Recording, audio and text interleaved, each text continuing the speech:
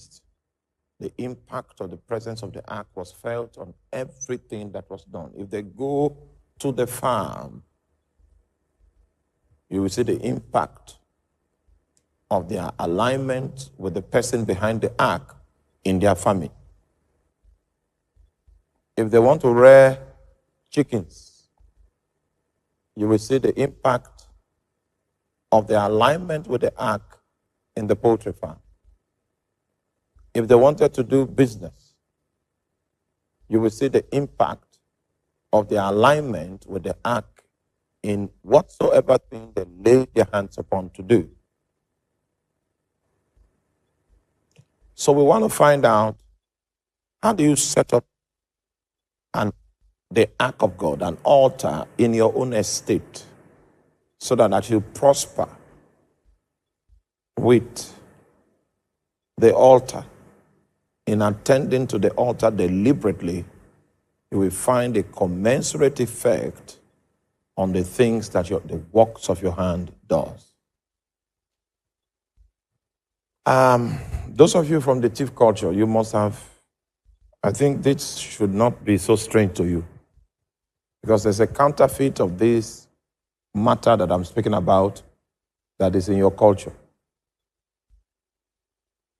Where's Chief Donatus? Arm yourself with the microphone and give us an account of, how do they call that thing again, that altar? Imbovungu. And when it is many, what? Amboravungu. That's in plural form. Okay. Now, for those of you watching from America, from England, please be patient with us. The word in our dialect that is used to depict this special kind of altar that has the capacity to produce demonic wealth, there is no English counterpart of that word. So please bear with us. Chief Donatus, can you call that word again? Imbovingo. And that is one, that's singular. So that's the word. There is no English counterpart. Even Collins Dictionary did not anticipate this matter. So they did not make provision for it in the English language.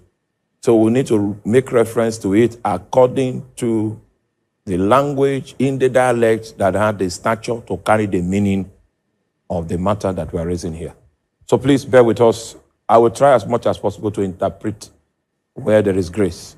But sometimes there is nothing to interpret to. So we have to retain the native presentation. Okay, so, Chief Donatus. Yes, sir. Can you give us an idea of how that thing works? Because it's in the heart of the thief culture. It's a tool that is used, embellished with demonic power, and it is said to have the ability to make a man prosper. So, and I've heard once and again, people fight over it. People fight in a certain family to be in custody of that material because of the potentials that it has in making its custodian exceptionally wealthy. And so can you give us, come on stage so that they'll be seeing your face, because give us an account and I will ask you a few questions. The issue of altars is not so far removed from our context. It's just that the people that have operated in the kingdom of darkness have utilized these concepts much more than we in the kingdom of God. So sometimes we will need to show us the example of that matter in the other kingdom and how it is practiced, just to give us some form of enlightenment. And then we'll come to the real altar, which is the altar of God. Everything that Satan is doing and everything he does is a counterfeit. It's a counterfeit. He saw it done somewhere and he decided to transport and to import that technology into his kingdom. And he's using perverted principles attempting to achieve the same results in his kingdom. Now, so can you give us an idea of this, how this thing works? Okay? Yes, sir. Well, Mbovungo is a spiritual thing. The people believe that is the God of prosperity.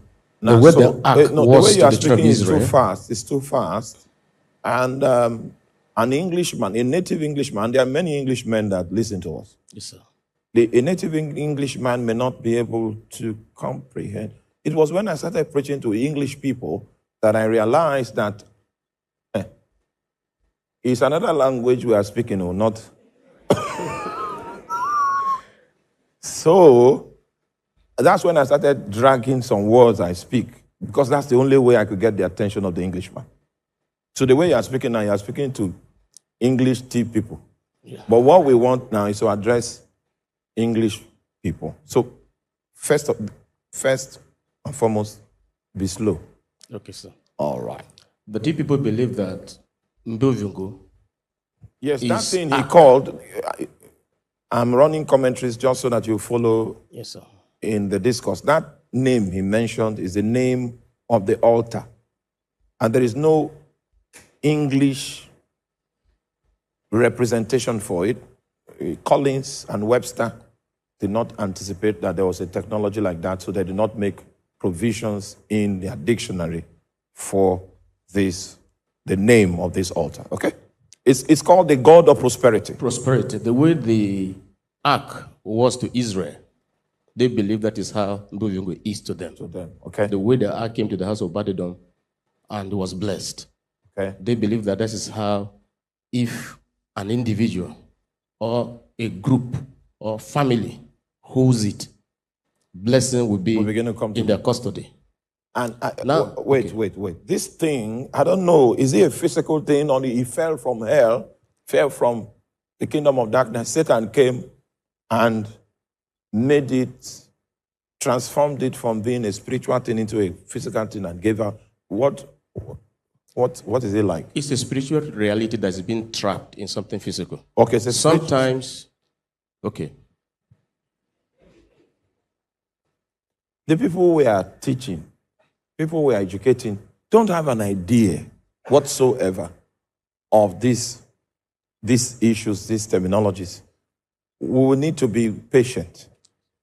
Now, if you see the rain of questions on my Facebook inbox, rain of questions, it will take us maybe our lifetime to handle all the questions that have come. It's like it's a new area of truth that we are trying to establish so that people, the sons and daughters of God, can become very efficient in this new area of truth. So we need to be.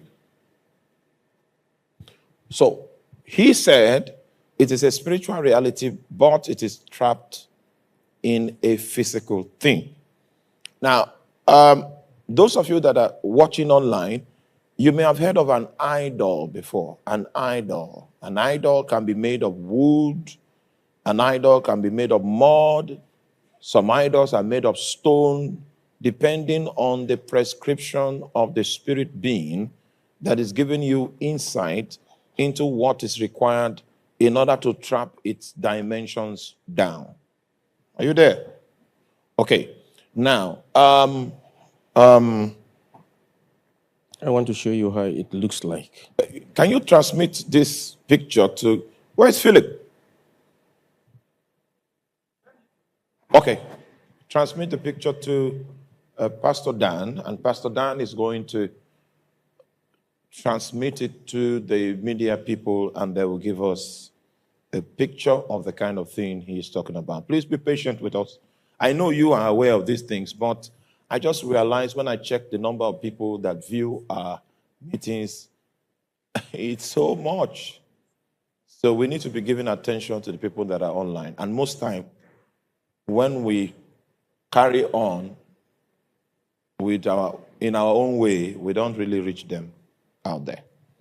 All right, so once upon a time, I was in the city of Zaria ministering, and I met this young man, and the young man came for counseling. And he told me where he's from, a certain state in Nigeria. And he told me that he was in a very remote area. And he was going to fetch water from the stream. I know those of you in the United Kingdom don't know what a stream is. It's a small body of water that flows, all right? And that's where our villages drink from. There's no pipe bomb water, there's no borehole systems. They drink directly from the open stream. You must have discovered why we are very healthy. It's because we've been exposed to all kinds of germs, and the germs are now at home with our body. Okay? So, because the other day my friend came from the United States to Ghana, and he could not drink bottled water.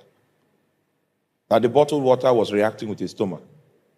That there was only one type of bottled water in Ghana he could drink. That's the Voltic bottled water. That was the only type of bottled water.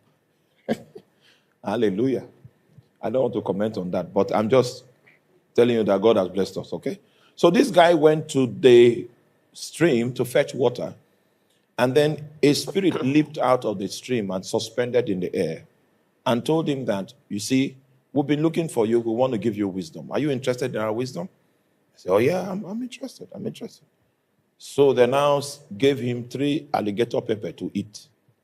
And the reason why they gave him alligator pepper, sorry, those of you online, you may not know, there's one type of pepper that you don't find in the stores in the United Kingdom, in London. You don't find them in Cardiff.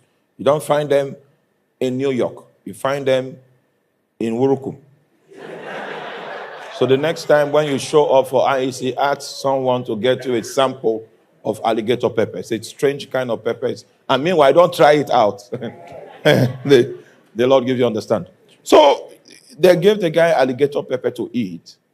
And the reason why they gave him the pepper to eat was because he was in the flesh. They wanted him to ascend. It's just like, they need him high. So, and the pepper could do that as fast as possible. You can also achieve that with taking alcohol. You can ascend into the frequencies of darkness. Those songs that people that are drunk sing, they're actually hearing it.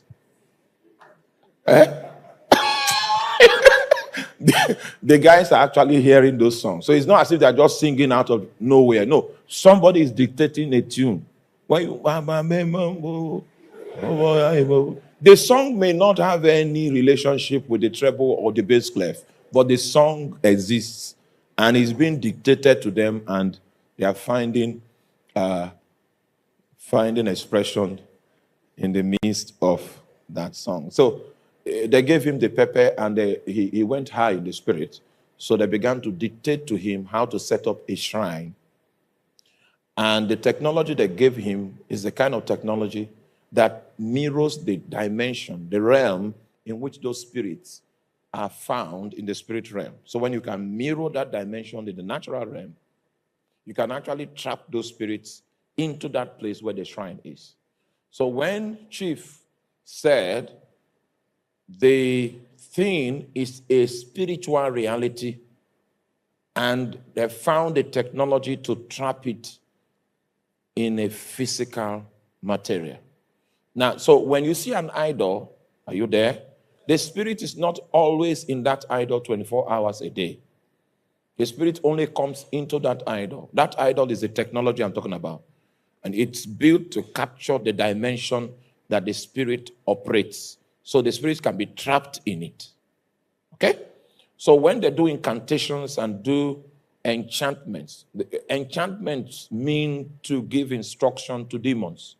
So when they do enchantments, the demons now are trapped in those vessels that are designed to contain them. Are you there? I know it's on the screen. Just walk with me for now. Okay?